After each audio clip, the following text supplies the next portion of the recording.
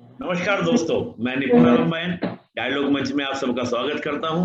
और जैसा कि आप जानते हैं, डायलॉग मंच का मोटिव यूथ को मोटिवेशन और साथ में एक प्रॉपर गाइडेंस देना। दोस्तों, सीजीपीएससी का इंटरव्यू की कॉल आ चुकी है। मेंस का रिजल्ट आने के बाद आप जानते हैं कि इंटरव्यू कॉल आती है। तो अभी सीजीपीएससी के मेंस के बाद इंटरव्यू होने वाले हैं। तो आप जानते हैं, हमने एक इंटरव्यू गाइडेंस प्रोग्राम प्रारंभ किया है, जिसमें पहले भी काफी ब्यूरोक्रेट्स के हो चुके इंटरव्यू। और आज हमारे साथ छत्तीसगढ़ का चिर परिचित चेहरा आज हमारे साथ जुड़ा हुआ है, जिनका नाम है रुचि शार्दुल। आप सबने सुना ही होगा, काफी ज्यादा चर्चित चेहरा आज छत्तीसगढ़ के लिए है। आपको इस बार जो 2021 में रिजल्ट आया है 2019 का, उसमें 5th रैंक मिली है दोस्तों।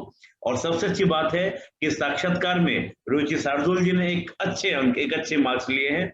तो आज हम बात पूरी करेंगे रुचि जी के साथ में पूरे साक्षात्कार के बारे में, स्टार्टिंग से लेके एंड तक, ताकि आप लोगों को जानकारी मिल सके कि इंटरव्यू में जो बेसिक बेसिक बातें हैं, हॉबी क्या है, ड्रेसअप क्या होनी चाहिए, क्वेश्चन कोई पूछा जाए तो कैसे यूज करें, सॉरी बोलना है नहीं बोलना है, तो इस तरह के जो आप क्वेश्चन करते रहते हैं, आज रुचि जी से हम उन सब की बातें करेंगे। तो रुचि जी, आपका बहुत बहुत स्वागत डायलॉग मंच के अंदर, और पुनः स्वागत और इंटरव्यू के लिए। रुचि जी, हम पहले बात यही करेंगे क्योंकि इंटरव्यू के लिए आप भी जानते हैं कि बहुत सारी भ्रांतियां, बहुत सारे मिथ स्टूडेंट्स के मन में, स्टूडेंट्स के मन में रहते हैं। मैं बात करूंगा कि जब आपका इंटरव्यू का डेट था, उसी दिन से बात करेंगे। और स्टार्टिंग यानी कि इंटरव्यू बोर्ड में जाने से पहले, जब आपको पहले पता चला कि अब मेरा इंटरव्यू है, तो इंटरव्यू की आपने प्रिपरेशन कैसे स्टार्ट की, फिर इंटरव्यू बोर्ड के सामने कैसे पेश हुई, पहले हम बात करें प्रिपरेशन आपने कैसे की थी। हम थोड़ा सा उस बारे में बात करेंगे। जी, एक्चुअली जो बेसिक डिटेल्स हैं अपनी बायोडेटा से संबंधित जो प्रश्न होते हैं, उसको तो पहले थॉरो करना बहुत ही जरूरी है, बहुत ही आई थिंक सबसे हाई प्रायोरिटी है वो। तो उसके लिए सबसे पहले तो अपने नाम से शुरू करिए। जैसे नाम, अगर कोई फेमस नाम से आपका नाम मिलता जुलता है, नाम हो या सरनेम हो, तो उन पर्सनालिटीज को प्रिपेयर कर लीजिए। जैसे अभी रिसेंट में हाल ही में सृष्टि देशमुख मैम है, यूपीएससी सिलेक्ट की है, तो मैं उनका मॉक देख रही थी कहीं का, तो उनसे नानाजी देशमुख के बारे में पूछा गया, क्योंकि कॉमन लास्ट नेम है, फेमस पर्सनालिटी है। तो जहाँ कॉमन नेम वाले लोगों के बारे में प्रिपेयर कर लीजिए। अपना date of birth, year of birth है, उसमें अगर कोई स्पेशल डे पड़ रहा है या उस ईयर में कोई लैंडमार्क इवेंट्स हुए हैं, जो कोई भी हर साल वैसे कुछ ना कुछ इम्पोर्टेंट इवेंट्स रहते हैं, पर आपके डेट, ईयर ऑफ बर्थ या ईयर ऑफ ग्रेजुएशन या year of school passing out, ये सब डेट्स पे अगर कुछ इम्पोर्टेंट इवेंट हुए हैं तो वो कवर कर लेने चाहिए। फिर प्लेस ऑफ बर्थ, स्कूलिंग जहां से हुई है, स्कूल अगर कोई पर्सनालिटी से जुड़ा हुआ है, या केंद्रीय विद्यालय, नवोदय, इनकी हिस्ट्री रहती है अपनी, तो वो स्कूल की हिस्ट्री के बारे में पता हो। कोई फेमस पर्सनालिटी का नाम जुड़ा हुआ है स्कूल से, तो वो पर्सनालिटी के बारे में पता हो। फिर कॉलेज के बारे में, जैसे मेरा ग्रेजुएशन एनआईटी से है, तो एनआईटी कब बना, जीईसी से कब स्टार्ट हुआ, कुछ विशेषता है इंस्टीट्यूट के बारे में, कोई फेमस पर्सनालिटीज हैं जो पास आउट हैं यूनिवर्सिटी से, कॉलेज से, उनके बारे में पढ़ा जा सकता है। फिर इसके अलावा आपका फील्ड ऑफ वर्क, जहां आपने काम किया है ना, हॉबीज हैं, तो बेसिक आई थिंक बेसिक में कमी नहीं होनी चाहिए। मतलब कई सारे क्वेश्चंस तो ऑफ कोर्स ऐसे आ सकते हैं जो नहीं बने, मगर बेसिक जो जहां से हम श्योर है कि क्वेश्चन बनेंगे, वो पार्ट्स कमजोर नहीं होने चाहिए। तो ये मेरी फर्स्ट प्रायोरिटी थी। जी बिल्कुल, यानी कि देखिए दोस्तों, मैम का बहुत क्लियर कहना है रुचि जी का कि आपका जो डेप्थ है, यानी कि बायोडेटा जिसको हम बोल देते हैं, वो उनके सामने होता है, बोर्ड के सामने, बोर्ड उसी से आपका क्वेश्चन। तो मैं इसको तो अक्सर बोलता हूँ कि वो एक तरह से ये है कि आपने पेपर पहले आपको पता है कि कहाँ से पूछा जाना है, तो आप उसको बारीकी से तैयार करें। आपका नाम क्या है, नाम का अर्थ क्या है, मीनिंग होना चाहिए, उससे कुछ फेमस पर्सनैलिटी है, date of birth, date of year. इसके बाद 10th में आपका, मान लो आप पढ़े हैं दयानंद वैदिक विद्यालय में पढ़े हैं, तो आपको पता होना चाहिए दयानंद कौन थे, वैदिक अर्थ क्या है, मतलब ये भी चीज होना चाहिए। आपने कब ग्रेजुएशन किया, उसका कोई ईयर खास खास उस दिन कुछ इवेंट हुआ हो, वो आपको याद रहे। तो यानी कि पूरा, अच्छा आपका डिस्ट्रिक्ट है तो अपने डिस्ट्रिक्ट के बारे में, जैसे आपने सुना ही होगा, जो हमारे फर्स्ट रैंक है निधि जी, उनसे पूरा रायपुर पर ही इंटरव्यू रहा, इधर उधर कोई क्वेश्चन ही नहीं हुआ, पूरा रायपुर पर उनका फोकस रहा। तो अपने डिस्ट्रिक्ट के बारे में, आपकी डिस्ट्रिक्ट की हिस्ट्री, ज्योग्राफी, सोशल, इकोनॉमी, सब चीज आपकी जानकारी होनी चाहिए। यानी कि पहला डेप्थ के बारे में। हम थोड़ा सा बात करेंगे रुचि जी कि आपके बारे में, कि जब बोर्ड में आप जिस दिन गए, जिस दिन आपका इंटरव्यू था, हम उस दिन की बात करें। आपका एंट्री कैसे हुआ, उस समय क्या मन में चल रहा था, जब एंट्री किए तो उस समय क्या फील हुआ, थोड़ा सा उस दिन के बारे में एकदम लाइव, क्योंकि आप साथ तो घटित घटना ज्यादा पुरानी नहीं है, तो कैसे आपने उसको थोड़ा सा उसको बताएंगे तो बहुत अच्छा रहेगा स्टूडेंट्स के लिए। जिस दिन इंटरव्यू था वो तो सेकेंड हाफ में था मेरा इंटरव्यू, जी 15th ऑफ सितंबर को। तो एक मैम थी, 3 सर्स थे, एंड मतलब वैसे शुरू में आप बाहर बैठे रहते, थोड़ा टाइम मिल जाता है आपको कि खुद को काम डाउन कर लें, प्रिपेयर कर लें मेंटली। मतलब फर्स्ट नहीं था मेरा interview, I think 5th number पे था, तो थोड़ा टाइम मिल गया था मुझे प्रिपेयर करने के लिए। प्रिपेयर मतलब खुद को मेंटली काम कंपोज्ड बना के ले जाने के लिए। तो बस यही था कि कॉन्फिडेंटली जो भी क्वेश्चंस होंगे उनको आंसर करूंगी, जो समझ में आए, जो नहीं समझ में आए उसके लिए आई डोंट थिंक किसी से भी वो एक्सपेक्ट करते होंगे कि 10 में से 10 या 20 में से 20 आंसर्स दें, बट मुझे लगता है उसे कॉन्फिडेंस डगमगाना नहीं चाहिए। क्योंकि कुछ क्वेश्चंस तो ऐसे होंगे जो आप आंसर करेंगे, इतना ज्यादा फैक्चुअल तो नहीं पूछेगा या ऐसा तो नहीं पूछ लेगा, क्योंकि आप इतने टाइम से प्रिपरेशन में रहते हैं, तो ऐसा कोई क्वेश्चन नहीं आएगा कि बिल्कुल ना आए, कुछ ना कुछ तो बनेगा। तो बस ये कि कामली हैंडल करना है और अपनी पर्सनालिटी अच्छे से रिफ्लेक्ट हो, उन्हें एक ब्यूरोक्रेट वाले गुण नजर आए जिससे अच्छे मार्क्स स्कोर किए जा सकें। जी अब एक बड़ा अच्छा आपने वर्ड यूज किया, ब्यूरोक्रेट वाले गुण नजर आए। अगर मैं एक सिंपल रुचि जी से बात करता हूँ, तो रुचि जी के नजरिए में ब्यूरोक्रेट्स वाले गुण क्या हैं, ताकि थोड़ा सा इसमें पता चले कि हमारे अंदर ये क्वालिटी होनी चाहिए। आपने अपने आप को कैसे माइंड प्रिपेयर किया था कि ये गुण मेरे अंदर होने चाहिए? सबसे इम्पोर्टेंट मुझे लगता है न्यूट्रलिटी। बहुत सारी चीजों को लेके न्यूट्रलिटी। हम अगर गवर्नमेंट सर्विस में गए हैं तो हम कोई एक आइडियोलॉजी के प्रति एक कोई डायरेक्शन में लीन ना हो, हर चीज को ओपन माइंडेड होकर के एक्सेप्ट कर पाए, हर चीज को सुनने की क्षमता रखें, भले इम्प्लीमेंटेशन बाद में जैसा भी हो, बट हमें एबिलिटी रहनी चाहिए कि चीजों को ओपन होकर एक्सेप्ट कर पाए। कॉन्स्टिट्यूशन के जो वैल्यूज हैं वो हमें दिखने चाहिए। काफी हद तक वेलफेयर स्टेट, सर्विस करने आए तो सच में लोगों को सर्व करने आए, वो क्वालिटी दिखनी चाहिए। और मुझे लगता है कुछ हद तक सिंप्लिसिटी भी पर्सनालिटी में रिफ्लेक्ट होनी चाहिए। तो सिंप्लिसिटी इन द सेंस, मतलब मैं जो पुराने ऑफिसर्स को देखती हूँ, दे हैड दिस क्वालिटी।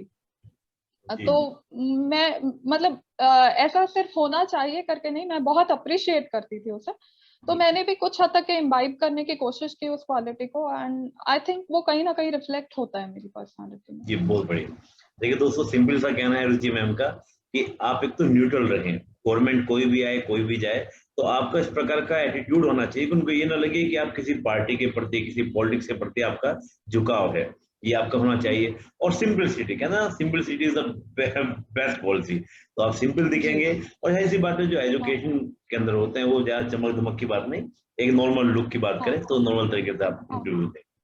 मैं एक बात करूंगा कि इंटरव्यू के अंदर आपको कोई ऐसा मोमेंट ऐसा लगा कि यहाँ पर मेरा इंटरव्यू बहुत अच्छा जा रहा है, अब तो मेरे को अच्छे नंबर मिलने वाले हैं, कोई ऐसा क्वेश्चन या कोई ऐसा मोमेंट ऐसा आया था इंटरव्यू में पूरे?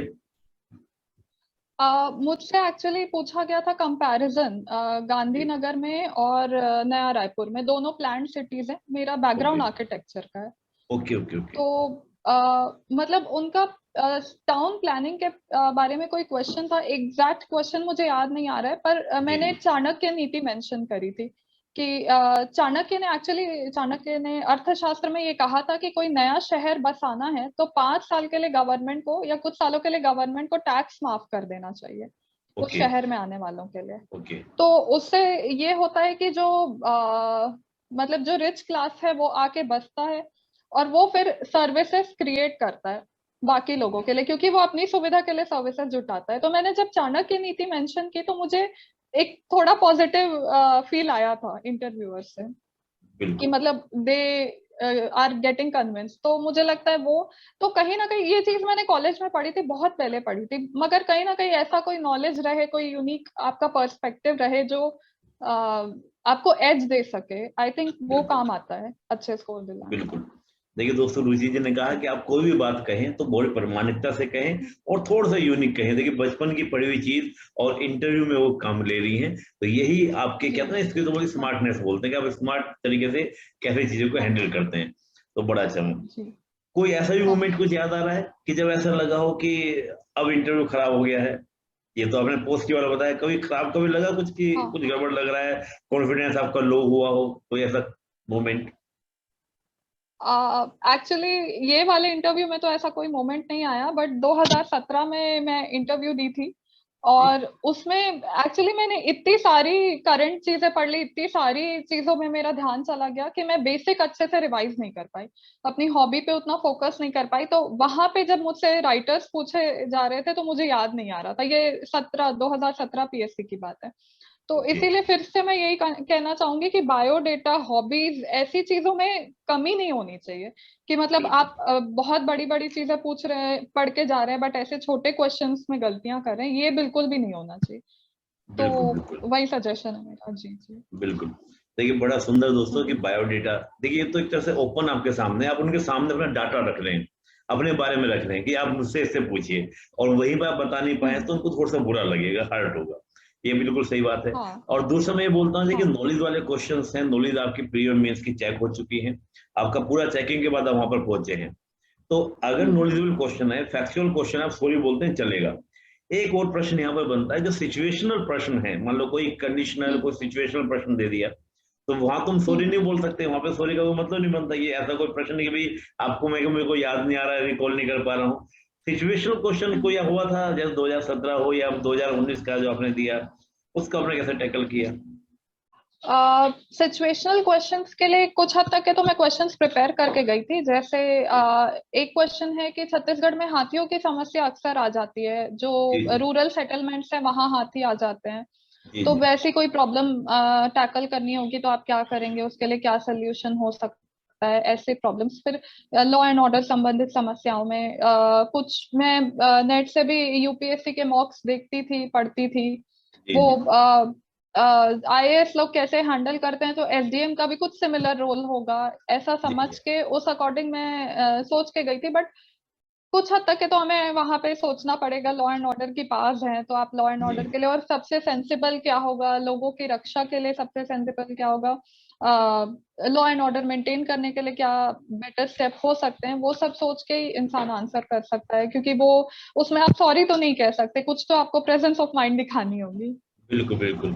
अच्छा जैसे मान लीजिए हाँ कुछ दिमाग में ही नहीं आ रहा है, कोई सिचुएशन है बता दी उनके द्वारा दे दी गई, हाँ और वो सिचुएशन हाँ का आंसर ही दिमाग में नहीं आ रहा है, कहीं पढ़ा भी नहीं है, कुछ भी सिचुएशन हो हाँ। सकती है। जैसे मान लीजिए मैं एक प्रश्न एक बात करूं कि भाई आप जहाँ पर जैसे लखीमपुरी की घटना हुई है, अभी हम्म रिसेंटली उत्तर प्रदेश में हम्म लखीमपुरी खीरी में घटना हुई हम्म है, वहां पर हम्म, आप एक एसडीएम के रूप में पोस्टेड हैं और आपके सामने हाँ इंसिडेंट होता है, आपको जानकारी मिलती है, हाँ ऐसी परिस्थिति में हाँ आप क्या करेंगे? अब ये तो क्या है, हमने हाँ केस स्टडी कहीं पढ़ा नहीं है साहब ने तो कह दिया कि भाई हाँ अभी यूपीएससी की मैंने पढ़ा हाँ था, कुछ पढ़ा था, लेकिन रिसेंटली हाँ इंसिडेंट था, और रिसेंटली इंसिडेंट हाँ उन्होंने उठा लिया कि चलो मान लेते हैं आप वहां हाँ पर एसडीएम होते तो आप क्या करते? हाँ। ऐसे क्वेश्चन को कैसे हैंडल करें? तो तो ये तो सबसे इम्पोर्टेंट है कि लॉ एंड ऑर्डर मेंटेन किया जाए। अगर भीड़ बिल्कुल, भड़क रही है तो उसको कैसे कंट्रोल किया जाएगा। बिल्कुल, कोशिश ये की जानी चाहिए कि मिनिमल वायलेंस हो कोई भी ऐसी घटना में, क्योंकि एक पब्लिक का ऑलरेडी पब्लिक का रोष है जो गवर्नेंस के प्रति है। अब आप ऐसा कुछ नहीं कर सकते कि वो और भड़क जाए। ऐसा ही किया बिल्कुल, जाए कि शांत हो लोग और उन्हें ये समझाया जाए कि लॉ एंड ऑर्डर पे मतलब लॉ का ही कोर्स अपनाएं वो। तो इस तरह बिल्कुल, से समझदारी से आप कैसे टैकल कर सकते हैं, कुछ वैसे ही हैंडलिंग होनी चाहिए ऐसे बिल्कुल, सिचुएशंस में। बिल्कुल। तो मैं हाँ हाँ। एक्चुअली क्या ना कई बार हम्म, एस्पिरेंट्स का एक ही बात आती हम्म, है कि अगर ऐसे प्रश्न में आए जैसे अपने लॉ एंड ऑर्डर को मेंटेन करने का प्रयास करेंगे, और हम इस क्वेश्चन हम्म, को ऐसे डील कर सकते हैं कि we are living democratic setup, हम एक डेमोक्रेटिक सेटअप में हम्म, रहते हैं, और कॉन्स्टिट्यूशन की एक मर्यादा हमको मिलती है, उस मर्यादा में हम हम्म, काम को करते हैं। और सबसे हम्म, इंटरेस्टिंग बात यह है कि भाई अभी मुझे अपने पूरे राइट्स नहीं पता, अभी मेरा सिलेक्शन उधर नहीं आया हूँ, मैं डिप्टी कलेक्टर जब बन एग्जैक्टली। जाऊंगा तो ट्रेनिंग पे हाँ जब हम जाएंगे तो हमें बेसिकली बताया जाएगा कि ऐसी कंडीशन हाँ। आएगी तो आपको क्या स्टेप लेने हैं, आप लेने हैं। तो दोस्तों आप ये भी हम्म, कह सकते हैं कि सर अभी तो मैं लॉ एंड ऑर्डर को मेंटेन करूंगा और कॉन्स्टिट्यूशन की एक मर्यादा में रहते हुए करूंगा, मैं उस मर्यादा का उल्लंघन नहीं करूंगा। और सर बाकी जब हम इंटरव्यू के बाद आप सिलेक्शन हो जाएगा, हम जाएंगे ट्रेनिंग, तो हम हम्म, बेसिक बातें बहुत सारी केस स्टडी बताए जाएंगे, हम उसके अकॉर्डिंग कार्य करेंगे। तो आप मतलब मेरा मानना है जैसे आप भी कह रहे हैं, तो ऐसे क्वेश्चन में उत्तर तो देना, रिप्लाई जरूर करना कि आप इसमें भाग तो सकते नहीं, आप ये कह सकते सॉरी सर मैं नहीं बता सकता, यहाँ तो आपको प्रेजेंट ऑफ माइंड भी दिखाना होगा, और यही से आपका सिविल सेवक का यानी कि सिविल सर्वेंट का आपका एप्टीट्यूड है या नहीं है, यही से आपका चेक हो जाएगा। तो बड़ा अच्छा इसको हमने बात की। एक और प्रश्न, कैसे हम लोग इंटरव्यू की बात करें तो मोटे मोटे 3-4 कैटेगरी में हम इंटरव्यू को बांट लेते हैं। एक तो आपके डेप्थ से, जैसे हमने बात की डेप्थ से बिल्कुल क्वेश्चन हुआ, एक सिचुएशनल क्वेश्चन हो जाते हैं, और तीसरे क्वेश्चन हॉबी और को लेकर भी काफी अच्छे से चर्चा हो जाती है। कई बार देखा कि इंटरव्यू में हॉबी को लेकर भी, मैंने बहुत सारे इंटरव्यू लिए तो कई सिलेक्टेड ने कहा कि इन मेरे हॉबी पर ही पूरा डिस्कशन हो गया करीब 10-15 मिनट तक। हॉबी और इंटरेस्ट को लेकर भी स्टूडेंट काफी कंफ्यूज रहते हैं। मैंने देखा कई बार 3-4 हॉबी तक डेप्थ में डाल देते हैं स्टूडेंट्स। एक एक्सपीरियंस क्या होता है, 3-4 हॉबी तक डाल देते हैं। तो हॉबी सिलेक्शन में भी आपको सजेशन देना चाहेंगे कि आपने अभी हॉबी क्या रखी थी और हॉबी में कोई प्रश्न हुआ था क्या, या आप क्या सजेशन देंगे हॉबी को लेकर? एक्चुअली हॉबी सिलेक्शन, मैं ये नहीं कहूंगी कि हॉबी सिलेक्ट करे कोई, क्योंकि हॉबी वो चीज है जो आप एंजॉय करते हैं। अगर आप सिलेक्ट करके जाएंगे तो ऐसे चांसेस है कि आप उतना एंजॉय नहीं करते हो, तो आप उतना थॉरोली उसको बता भी नहीं पाएंगे उसके क्वेश्चंस को। एंड मैंने कई कई एग्जांपल्स देखे हैं ऐसे जो नकली हॉबी डाल देते हैं जिसमें उन्हें इंटरेस्ट नहीं है और वहां पे डीप क्वेश्चंस आंसर नहीं कर पाते। तो मैं वैसा जी जी, और ये जरूरी नहीं 3-4 हॉबी दिखाएं, एक हॉबी भी हो सकती है, उसमें भी आप बहुत पैशनेट हो सकते हो। मुझे रीडिंग बहुत पसंद है, नॉवेल्स शॉर्ट स्टोरीज मैंने बहुत पढ़ी है, तो ये मेरी जेन्युइनली हॉबी थी। मैं प्रेपरेशन के टाइम भी ऐसी चीजें ध्यान में लाती थी जो प्रेपरेशन में सहायक हो पर हॉबी के रूप में भी मेरा मतलब एंटरटेनमेंट होता रहे उनसे, ऐसी बुक्स पढ़ती थी। बट जरूरी नहीं है, किसी की क्रिकेट खेलना हॉबी हो सकती है, फुटबॉल खेलना हॉबी हो सकती है। जी जी। बस ये जरूरी है कि आप उस पे कोई क्वेश्चन मिस ना करें। जैसे मैंने अभी 17 का एग्जांपल दिया था कि मैं बेसिक चीजें याद ही नहीं कर पा रही थी, शायद स्ट्रेस ज्यादा ले लिया था मैंने। तो बेसिक चीजें अब जैसे रीडिंग हॉबी है तो उसमें कितने डायमेंशंस हो सकते हैं, अवार्ड्स हो सकते हैं रीडिंग में, सॉरी नॉवेल्स में बहुत बड़े बड़े अवार्ड्स हैं, ज्ञानपीठ अवार्ड है, नोबेल पुरस्कार है, तो उसके बारे में इंफॉर्मेशन, इंडिया के कुछ फेमस राइटर्स, पास्ट में आपने रिसेंट में कौन से नॉवेल पढ़े हैं, फेवरेट कौन सा है, क्यों फेवरेट है, क्या चीज पर्टिकुलरली कोई नॉवेल के बारे में अपील करती है। तो मतलब जितने डायमेंशंस आप सोच सकते हैं अपनी हॉबी से, उतने सोच के एक क्वेश्चन का लिस्ट प्रिपेयर करके 1 दिन 2 दिन तो दिया जा सकता है इंटरव्यू के पहले हॉबी के ऊपर। बिल्कुल बिल्कुल, बहुत अच्छे। देखिए बड़ा सुंदर आपने कहा। और देखिए दोस्तों, होता भी है कि हॉबी जरूरी नहीं, कि कई बार क्या होता है कि हम इस प्रकार की प्रॉब्लम्स में होते हैं, चाहे इकोनॉमिकल कंडीशन हो, हम लोग अपनी हॉबी डेवलप भी नहीं कर पाते हैं। तो जरूरी नहीं, जैसे रुचि जी ने कहा कि हॉबी लिखना भी जरूरी नहीं है, आप इंटरेस्ट लिख सकते हैं, क्योंकि हॉबी डेवलप करना एक बहुत बड़ा विषय हो जाता है। और जब आप हॉबी या कहते हैं मैं हॉबी, तो हॉबी कहते हैं क्या होता है ना, पैशन दिखना चाहिए आपके अंदर, उसके अंदर पूरी नॉलेज होनी चाहिए। जैसे भी अब रीडिंग का, तो रीडिंग के साथ पुरस्कार पूछ सकते हैं, अवार्ड पूछ सकते हैं कि नोबेल पुरस्कार क्या है क्या नहीं है। तो जब आपकी हॉबी होगी तो आप उसके आसपास की सारी चीजों को जानेंगे। तो हॉबी सिलेक्शन में बहुत ध्यान रखना चाहिए। और हॉबी नहीं, फिर आप इंटरेस्ट ले सकते हैं, इंटरेस्ट से काम चला सकते हैं, क्योंकि इंटरेस्ट हॉबी में अंदर हो जाता है। बड़ा अच्छा आपने बताया। और हॉबी को लेकर तो बड़ी सी आप बोली कि बहुत डीप क्वेश्चन चल जाते हैं, उसके चारों तरफ आप घूमे तो आपको आंसर मिलेंगे। करंट को लेकर हम बात करें, करंट को लेकर आपका व्यू कैसा है? करंट में अगर बोर्ड बात करता है तो करंट में किस तरह के करंट की इश्यू की बात करेगा? बहुत पुराने करंट की बात भी करता है कि ये अभी जो चल रही है इंसिडेंट, उन पर बात करता है बोर्ड। करंट के बारे में आपका क्या व्यू है, क्या नजरिया है इंटरव्यू को लेकर? एक्चुअली मुझे जहां तक याद आ रहा है, जो कश्मीर वाला जो इशू हुआ था, 370 हाँ, जो हटाया गया था इंडियन गवर्नमेंट के द्वारा, उससे पहले लास्ट इंटरव्यू हुआ था, उसके बाद यही 19 वाला ही इंटरव्यू था। तो मैं ये चीज पे पर्टिकुलर थी कि बहुत लंबे स्पैन के बाद हो रहा है, तो बहुत बड़े जो इवेंट है वो तो हर हाल में हमें पता होने चाहिए। बट मैं फैक्चुअल में ज्यादा नहीं जाती थी, कॉन्सेप्चुअल में ज्यादा जाती थी। कॉन्सेप्चुअल में मेरी प्रेपरेशन बहुत स्ट्रांग थी, और पास्ट 6 मंथ्स में तो जो करंट है वो थोड़े छोटे इवेंट भी हैं, तो भी आप ध्यान रखें उनका।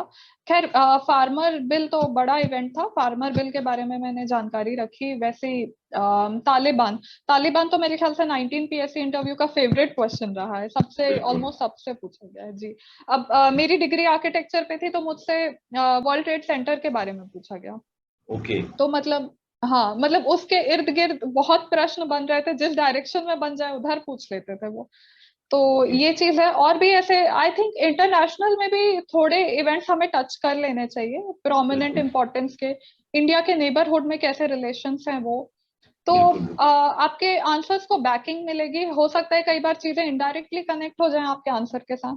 तो जी जी। वो चीज में इसलिए पर्टिकुलर रहना चाहिए। एटलीस्ट पास्ट 6 मंथ का स्टेट, सेंटर और इवन इंटरनेशनल सारे करंट जो मेजर हैं वो तो पता होने चाहिए। बिल्कुल।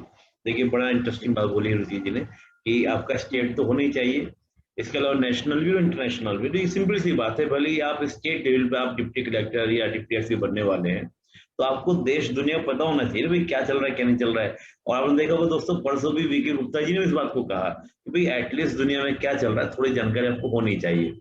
और एक बड़ी बात बोली कि जो बहुत मेजर इंसिडेंट है, जैसे अभी रुचि जी ने कहा आर्टिकल 370 का, 370 कश्मीर का था, उसका समाप्त होना, उसका नया स्टेटस बनना एक बड़ा इवेंट था। तो इस प्रकार के जो बड़े इवेंट है तो फोकस होने चाहिए। किसान बिल का नाम लिया, तालिबान का नाम लिया। हम अभी की बात भी करें तो अभी भी मुझे लगता है कि तालिबान का इशू एक हॉट इशू है, बर्निंग इशू है। हम लोग बात करें किसान मूवमेंट की बात करें, अभी भी एक बर्निंग इशू है, क्वेश्चन बनेंगे। तो जो उस समय बर्निंग इशू थे आज ही बर्निंग इशू है, तो उनको आप अच्छे से प्रिपेयर करें, अच्छे से तैयार करें।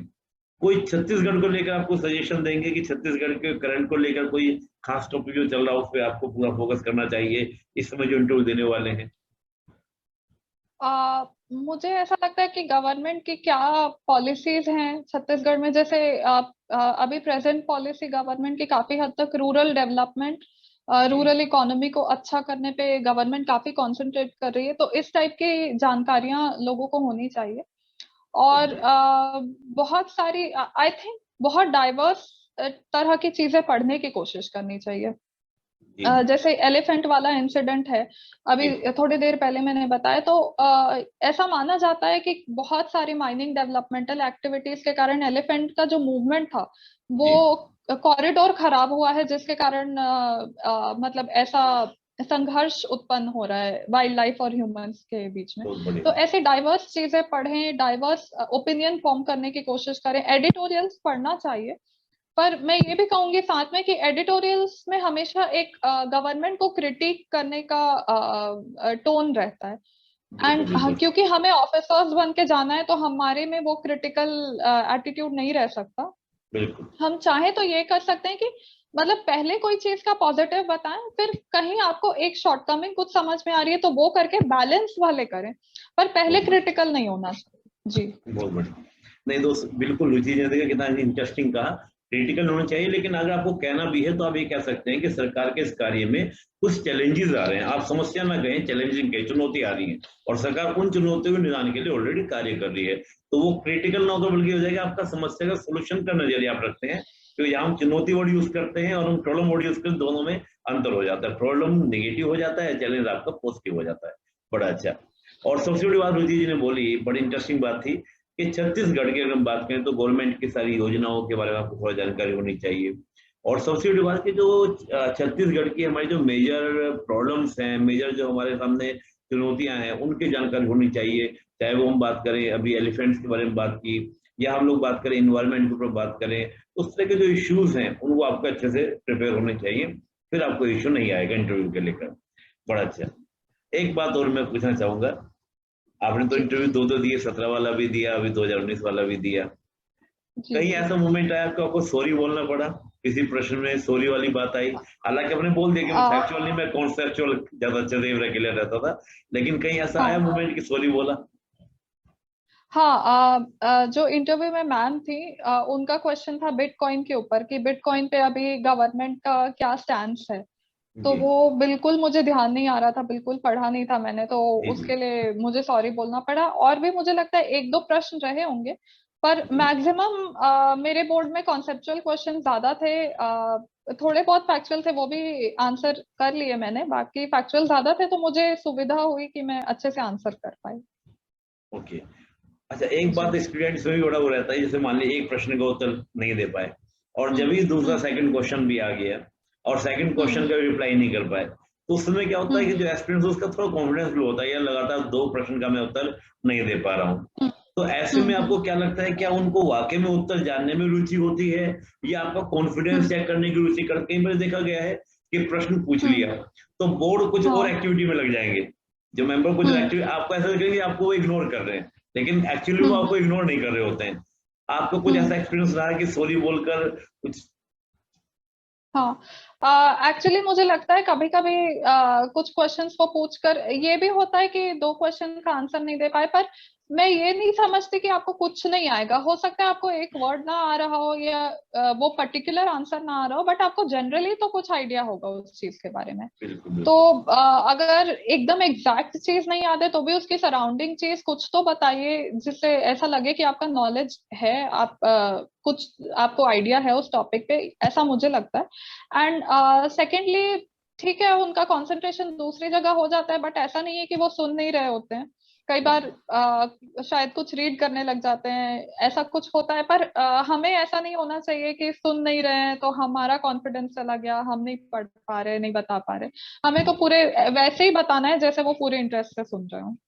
बिल्कुल बिल्कुल। जी। हाँ। ये होता भी है कि देखिए, हमको अपने आप क्या रखना है कि हमारा हाँ। औपचारिक है, यानी कि हमारा फॉर्मल है। वो इनफॉर्मल हो रहे हैं, आपके बैठने की हम्म। पोजीशन भी वो रीड करते हैं, ठीक है, वो बुजुर्ग लोग होते हैं, हाँ। वो कैसे भी बैठ जाते हैं, हाँ। लेकिन आपको तो एक नॉर्मल सीटिंग से आपको बैठना है, हाँ। आपको नहीं होना है, आपको हाँ। बिल्कुल फॉर्मल रहना है। वो कई बार दिखाएंगे, हो सकता है व्यस्त हो हम्म। जाए, कुछ पेपर देखने लगे, आपका बायोडेटा देखने लगे, हम्म। या पिछले जो गए हैं आगे जो आने वाले उसका देखने लगे, उससे एक एक्टिविटी हम्म। इन्वॉल्व हो जाते हैं। लेकिन हमें अपना कॉन्फिडेंस, अपना जो प्रदर्शन है, हम्म। पूरा प्रेजेंटेशन उसको अच्छे से बरकरार रखना चाहिए। कुछ हम्म। बेसिक से प्रश्न हमेशा एस्पिरेंट्स को तंग करते हैं।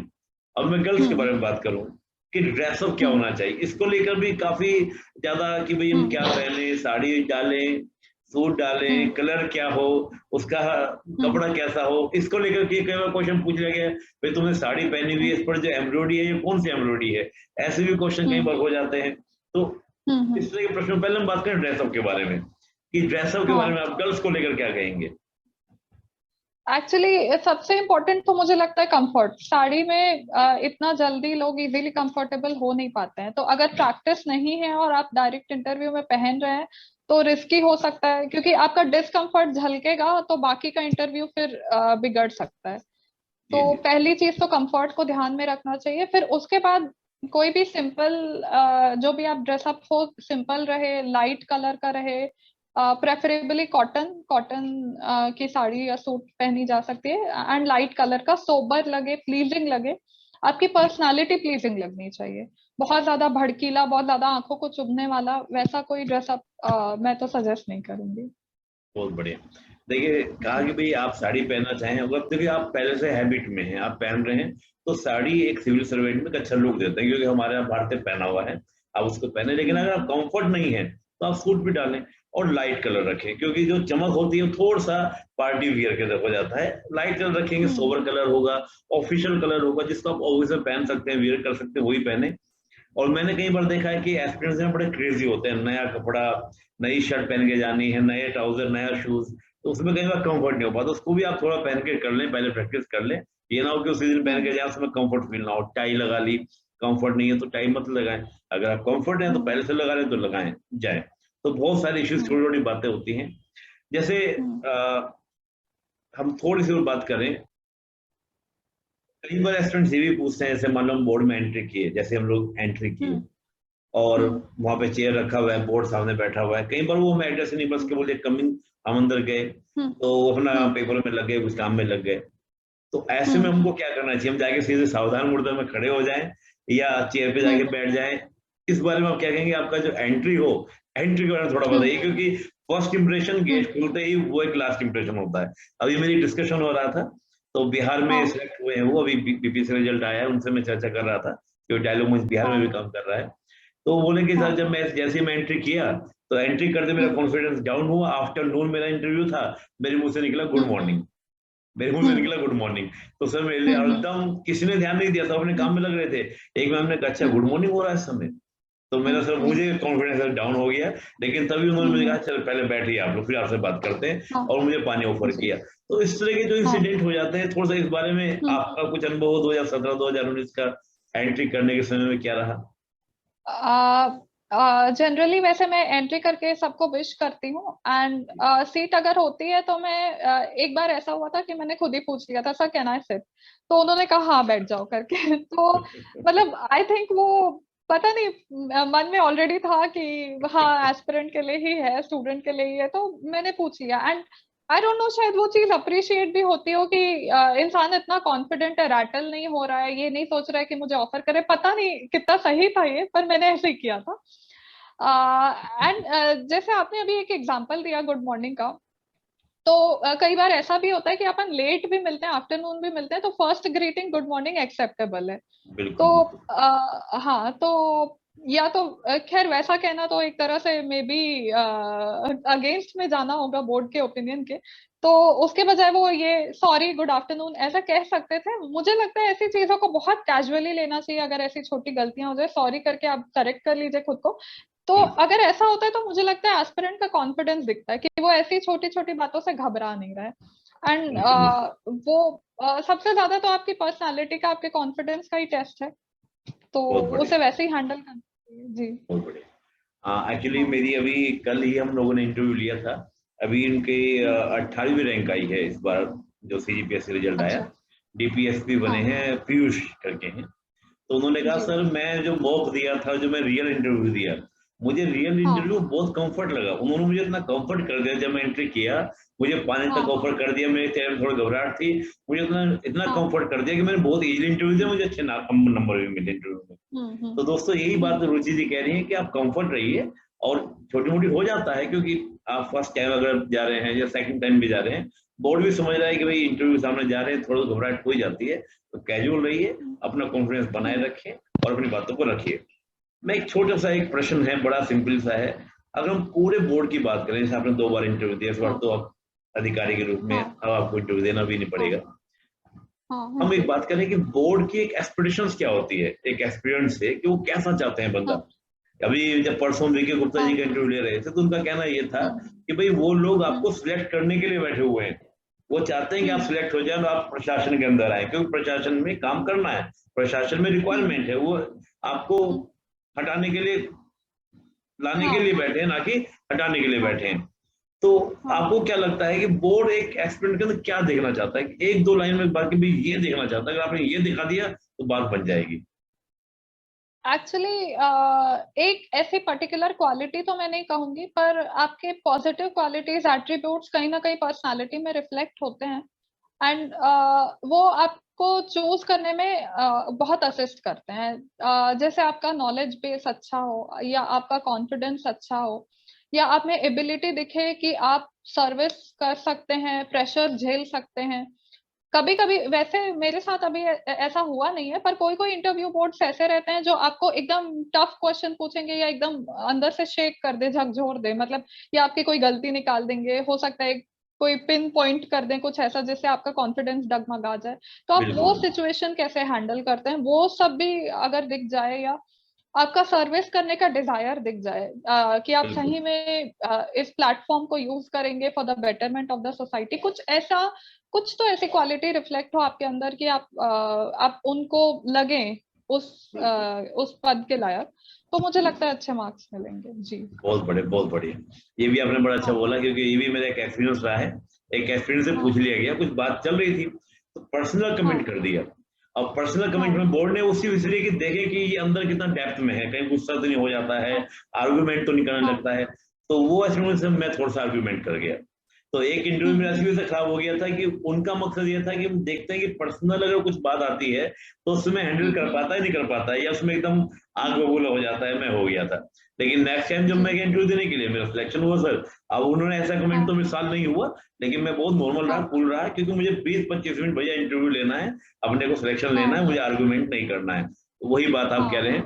और पॉजिटिव हाँ। एटीट्यूड, बिल्कुल पॉजिटिव एटीट्यूड आप हाँ। रखें हाँ। पूरे इंटरव्यू। एक चीज, जी जी जी जी एक चीज मैं ऐड करना चाहूंगी। आपने अभी थोड़ी देर पहले मॉक का मेंशन किया था, जी तो जी जी बहुत सारे मॉक्स ऐसे, एक्चुअली मॉक्स में कई बार ऐसे लोग होते हैं जो आपको अननेसेसरी रैटल करते हैं। मेरा खुद का ये एक्सपीरियंस रहा 2 मॉक्स में कि मुझे बहुत रैटल कर दिया गया, और मैं कुछ सही भी बोल रही हूँ तो गलत है ऐसा ऐसा बता दिया गया, या फिर मतलब लैंग्वेज पे बहुत, ऑफ कोर्स लैंग्वेज फॉर्मल होनी चाहिए, आपका वर्ड सिलेक्शन अच्छा होना चाहिए, मगर इतना भी ऐसा इशू नहीं, क्योंकि वहां आप तुरंत सोच के बोल रहे हैं। तो कहीं तो ऐसा होगा कि हिंदी इंग्लिश में मिक्स हो जाएगा, या मतलब बहुत ज्यादा आप सटीक नहीं बोल पाएंगे, मगर आप अपनी बातों को अच्छे से कन्वे करें, ये ज्यादा इम्पोर्टेंट है। और मॉक के बारे में भी इतना सीरियस नहीं होना है हमें कि हमारा कॉन्फिडेंस ही चला जाए। मतलब आपको सेल्फ अवेयर रहना है, कोई अच्छे फ्रेंड्स हो, साथी हो जो आपको सही टिप्स दे, वो भी इम्पोर्टेंट है। पूरी तरह मॉक के भरोसे हो जाए और अपना कॉन्फिडेंस डाउन कर ले, ये भी सजेस्टेड नहीं है। सही नहीं है, बिल्कुल। एक्चुअली रुचि मैम भी कह रही है कुछ मॉक, आप ये मत सोचिएगा कि मॉक का विरोध रुचि मैम कर रही हैं, हम लोग भी कर रहे हैं, हम मॉक का विरोध नहीं कर रहे हैं, लेकिन ये थोड़ा आपको देखना चाहिए कि जब आप मॉक में जा रहे हैं, आपकी कुछ कमियां बताई जा रही हैं, तो ये भी आप वैल्यूएशन करें कि वाकई में ये मेरी कमियां है या नहीं है। कई बार हो जाता है इस प्रकार की कि कई बार मॉक उसको शायद समझ नहीं पाता, या आप लोग ठीक है तो उसको थोड़ा सा लाइट रहना है। देखिए दोस्तों, एक बहुत अच्छे सिंपल सी बात यह है कि आप ये तो नेचुरल रहेंगे जैसे आप हैं। हर एक की अपनी यूनिक पर्सनैलिटी है, रुचि जी की अपनी पर्सनैलिटी है, निधि जी की अपनी पर्सनैलिटी है, सबकी अपनी एक पर्सनैलिटी है। आप अपनी मौलिकता में जितना रहेंगे, आप जितना नेचुरल रहेंगे, उतना ही ज्यादा कॉन्फिडेंटली अपना इंटरव्यू देंगे। एक पुरानी कहावत हमने बचपन में सुनी है कि कौवा चला हंस की चाल, भूला अपनी चाल। एक पुरानी कहावत है ये। तो हमें कभी किसी को कॉपी पेस्ट नहीं करना चाहिए, जैसे हम हैं हम उसको वैसा फेस करें। आप अगर हंसमुख हैं तो आप हंसते हुए अपने आप को फेस करें। आप जैसे रहते हैं तो आपकी मौलिकता उनको चाहिए, आपका आत्मविश्वास उनको चाहिए। मैं लास्ट में एक बात आपसे कहना चाहूंगा कि कोई भी खास मैसेज जो इस बार आप इंटरव्यू देने वाले हैं, उनके लिए आप क्या कुछ खास मैसेज देना चाहेंगे ताकि वो इंटरव्यू में बड़ा अच्छा प्रदर्शन कर सके, क्योंकि ऑलरेडी आपके अच्छे मार्क्स इंटरव्यू में है। हाँ, मैं एक्चुअली ये कहना चाहूंगी, ये मैंने कुछ हद तक ही किया है, but I think her aspirant को करना चाहिए कि अपने आसपास की सोसाइटी को ऑब्जर्व करें, और क्या जो भी इश्यूज आप देखते हैं वो समझें, और उनका क्या पोटेंशियल सोल्यूशन हो सकता है, और एक ब्यूरोक्रेट उस सोल्यूशन को इम्प्लीमेंट करने में क्या सहायता दे सकता है, क्या काम कर सकता है। क्योंकि एक क्वेश्चन जो बहुत ऑफन होता है इंटरव्यू पे, वो ये है कि नक्सल प्रॉब्लम को सॉल्व करने के लिए आप यूनिक क्या करेंगे। बहुत बढ़िया जी। तो हाँ, तो उसका हर किसी के बारे में अपना यूनिक पर्सपेक्टिव हो सकता है, कुछ नया हो सकता है, आप बताएं जो पहले किसी ने नहीं कहा, या मे बी जो भी आप कहें, मगर हर प्रॉब्लम को टैकल कैसे किया जा सकता है, सॉल्व कैसे किया जा सकता है, तो उससे आपका यूनिक पर्सपेक्टिव झलकेगा, और आपका सच में डिजायर दिखेगा कि आप सॉल्व करने के लिए आना चाहते हैं। तो आई थिंक वो एक वो आपका सोचने का तरीका ही वैसा बनाएगा जैसा एक ऑफिसर का होना चाहिए। तो वो एडेड एडवांटेज। बिल्कुल, देखिए कितना अच्छा कहा कि कुछ यूनिक सी बातें हों। और मैं इसमें ये जोड़ना चाहूंगा कि एक्चुअली क्या हमारे अंदर यूनिकनेस होती है, हम क्या करते हैं किताबों का इधर का उधर का सुनकर उस पर लाद लेते हैं अपनी मौलिकता के ऊपर। तो जो किताब पढ़ा है ओके, वो भी आप बोल सकते हैं, लेकिन जो आप सोचते हैं ऑलरेडी। अभी कल मैं बात कर रहा था, एक टॉपर ही हमसे बात कर रहा था, तो उन्होंने कहा मैं बचपन से अपने आसपास बहुत गंदगी देखता था जिसका मुझे सोल्यूशन नहीं दिखता था। तो मेरी बड़ी इच्छा है, मैंने इंटरव्यू में यही कहा कि सर मैं जब अधिकारी बनूंगा तो मैंने बहुत गंदगी देखी और एक अच्छे कॉलोनीज में देखी, तो मेरी एक्टिविटियों में उसको गंदगी नहीं होने दूंगा, बेटर जगह सफाई रखवाऊंगा। मैं मेरा बचपन से मन था कि मैं अधिकारी बनूं और मैं बहुत साफ सफाई सिटी के अंदर रखूं। तो ये मौलिकता थी कि आपको अपनी सिटी की सबसे प्रॉब्लम क्या लगती है, वो जेन्युइन उनके अंदर से निकल रही थी। उन्होंने देखा, उसको उनसे कई क्वेश्चन, 2-3 क्वेश्चन पूछेगा, अच्छा आप किस मोहल्ले के थे, कहाँ पर आपने क्या गंदगी, आप क्या सोल्यूशन करेंगे। तो आपको आश्चर्य होगा कि उन्होंने बड़े प्रैक्टिकल से आंसर दिए कि सर गंदगी होगी तो मैं ऐसे साफ करूंगा, क्योंकि उन्होंने उसको बचपन से फील किया था। तो जो आप ये बोलते हैं सब नक्सल की आपने बात बोली, तो आप बिल्कुल बचपन से देखते आ रहे हैं, नक्सल फॉर्म पढ़ते आ रहे हैं, मैगजीन पढ़, तो हमारा अपना एक अप्रोच, हमारा एक थिंक प्रोसीजर काम करता रहता है। उस थिंक प्रोसीजर के बारे में आप बात करें तो यही रुचि जी ने बोला। रुचि जी आपने एक प्रश्न किया तो मुझे एक प्रश्न और उठ गया। अगर ये क्वेश्चन कर लिया जाए कि भाई आप अधिकारी क्यों बनना चाहते हैं, क्योंकि बात देखते हैं आप तो खुद आर्किटेक्ट की और आप सिविल सर्विस में आना चाह रहे हैं, तो एकदम से भाई क्यों इसमें आना चाह रहे हैं। तो ये प्रश्न हाँ। अक्सर पूछा जाता है, कोई बीटेक किया हुआ है, कोई अच्छे पुलिस यूनिवर्सिटी से किए हुए हैं, इंजीनियरिंग हैं, डॉक्टर हैं, आपका आर्किटेक्ट हैं, तो ऐसे प्रश्न को उत्तर क्या भाई क्यों आना चाह रहे हैं, जबकि आपका तो वो करियर ज्यादा अच्छा है, उसमें आपको पैकेज भी अच्छा है, सब चीजें अच्छे हैं, उसमें बहुत आगे आप जा सकते हैं, why you are coming in civil services. तो तो इसका इसके लिए भी मैं वही कहूंगी कि हर किसी का अपना यूनिक रीजन होता है, अपना यूनिक पर्सनालिटी होता है। किसी का ये रहता है कि हमें सर्व करना है, किसी का ये रहता है कि हम मतलब इतना डिफरेंस जितना इसमें क्रिएट कर सकते हैं शायद किसी और फील्ड में ना कर पाए। तो कोई प्रेस्टीज के लिए भी आना चाहता है, नो डाउट। तो जो भी अपना पर्सनल रीजन है उसको अच्छे से एक्सप्रेस करिए वहां पे। तो जो भी जेन्युइननेस है, मुझे लगता है जेन्युइन इंसान, जेन्युइन क्वालिटीज दिख जाती है उन्हें। तो अगर आप जेन्युइनली जो भी फील करते हैं वो एक्सप्रेस करेंगे तो आपको अच्छे मार्क्स मिलेंगे और वो क्वेश्चन भी आप अच्छे से आंसर कर पाएंगे। बहुत जी। बढ़िया। देखिए कहते हैं कि हाँ। जेन्युइन उत्तर देंगे तो दोस्तों आप फंस नहीं पाएंगे इंटरव्यू में। जेन्युइन में अगर क्रॉस क्वेश्चनिंग भी होगी ना तो आप उसको अच्छे से बता पाएंगे। लेकिन आप लौदा होंगे मैं सेवा करना चाहता हूँ, तो हर कोई सेवा करने के बाद बोलता है तो अच्छा ठीक है सेवा तो बताओ, फिर और फील्ड में सेवा हो सकती है। आप तो ऑलरेडी भाई इंजीनियर है, इंजीनियर में अच्छे पुल बनाइए, अच्छी सड़कें बनाइए, तो आपकी सेवा करें उससे अच्छी सेवा क्या है। आप टीचर हैं, आप अच्छे से स्टूडेंट्स को पढ़ाइए, उससे अच्छी सेवा क्या हो सकती है। तो उनके प्रिपरेशन तो इसलिए जेन्युइन आप उत्तर देंगे तो आप डेफिनेटली अच्छा करेंगे। तो रुचि जी आपने बहुत बहुत समय दिया हम लोगों को, और डायलॉग मंच पर जी। आपने जो पूरा बताया इंटरव्यू के बारे में, मैं पूरा विश्वास से कह सकता हूँ कि जो इस बार सीजीपीएससी का इंटरव्यू देने वाले हैं उनके लिए बहुत लाभकारी होगा, और जब उनका इंटरव्यू अच्छा होगा तो वो आपको विशेष जरूर देंगे। मैं इस बात को पूरा आश्वासन दूं, मुझे पूरी आशा है। तो बहुत बहुत धन्यवाद, जी। आपने समय दिया डायलॉग मंच को, सभी स्टूडेंट्स की ओर से थैंक आपको बहुत बहुत धन्यवाद। जय हिंद। यू। Thank you.